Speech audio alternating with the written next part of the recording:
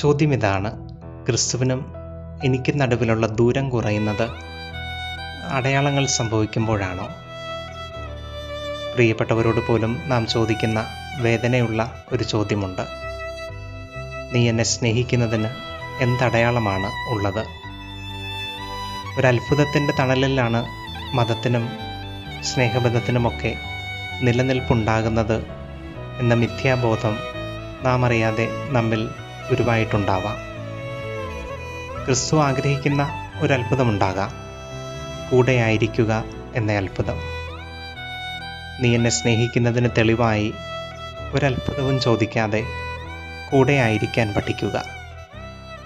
കാനായിലും കാൽവരിയിലും മറിയം കൂടെയായിരുന്നതുപോലെ ഞാൻ ആഗ്രഹിക്കുന്നതെല്ലാം എനിക്ക് നഷ്ടപ്പെട്ടെന്ന് കരുതുമ്പോഴും നിന്നോട് കൂടെയായിരിക്കാൻ കഴിയുന്ന അത്ഭുതം.